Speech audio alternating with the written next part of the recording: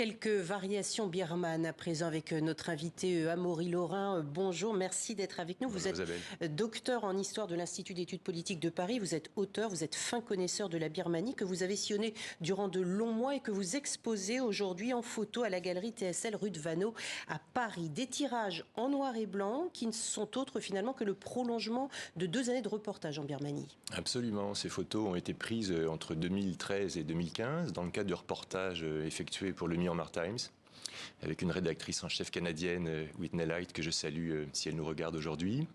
Et depuis le nouveau coup d'État qui a frappé la Birmanie le 1er février 2021, eh bien, il est très important, c'est ce que nous faisons aujourd'hui, de continuer à parler de la Birmanie dans une actualité internationale chargée, avec l'Ukraine, de nouveaux coups d'État en Afrique.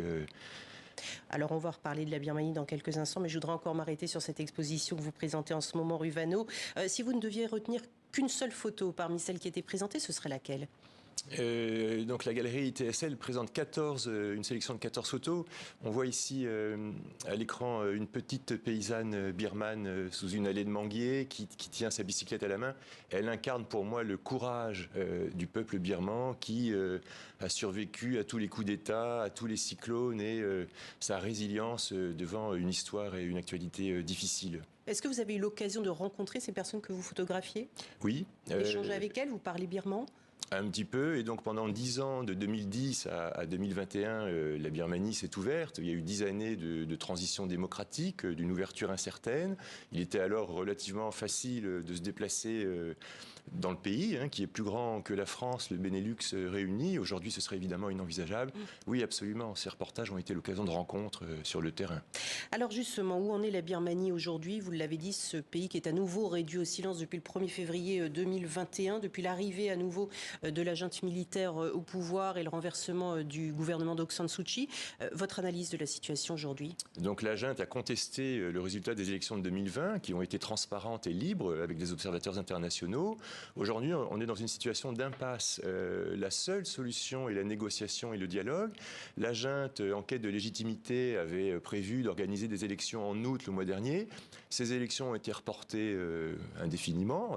La junte a invoqué des raisons logistiques, des raisons de sécurité, et donc a prolongé de 6 mois l'état d'urgence. On est dans une situation d'impasse, pas d'espoir à attendre du côté des Nations Unies avec la Chine et la Russie, membres permanents du Conseil de sécurité. La Russie est un des principaux soutiens militaires à la junte. Elle fournit des armes, des hélicoptères de combat. Cette guerre civile birmane se trouve liée à la guerre en Ukraine. Peut-être l'issue de la guerre en Ukraine débloquera la situation birmane.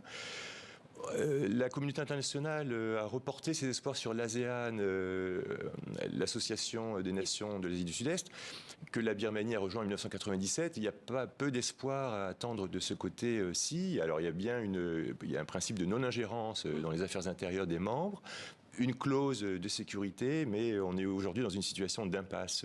Alors vous évoquez justement les élections que souhaite organiser la junte. On parle de quelles élections ? J'ai appris que là, mardi 5 septembre, elle allait présenter les partis politiques enregistrés. Alors déjà, j'étais surprise de voir ça au pluriel.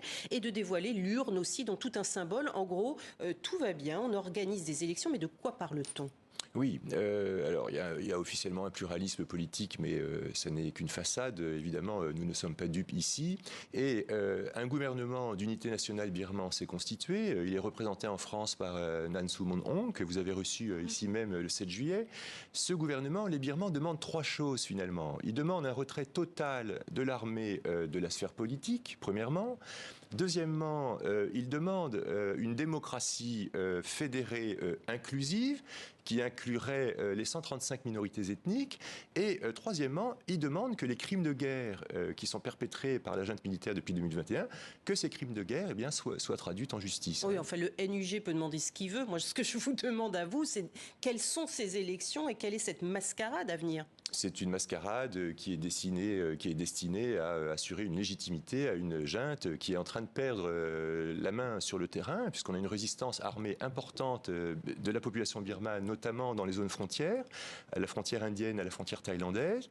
On peut y voir le signe d'une junte fébrile qui essaie de reprendre les choses en main pour assurer une communauté internationale. C'est aussi le signe d'une situation qui lui échappe, d'une junte qui perd des points sur le plan des combats. Une dernière question, vous évoquez les crimes de guerre. Début août, il y a quelques semaines, l'ONU annonçait justement une augmentation spectaculaire des crimes contre l'humanité, des attaques systématiques et généralisées contre la population civile, avec des preuves à l'appui, dit-elle. Peut-on imaginer un jour les auteurs de ces crimes, les auteurs birmans de ces crimes jugés ? Alors selon les sources, les populations civiles auraient essuyé jusqu'à 4000 civils tués depuis 2 ans et demi maintenant.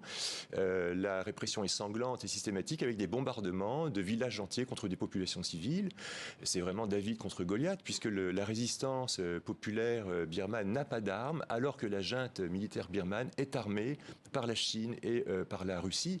On a donc une guerre civile qui est extrêmement asymétrique.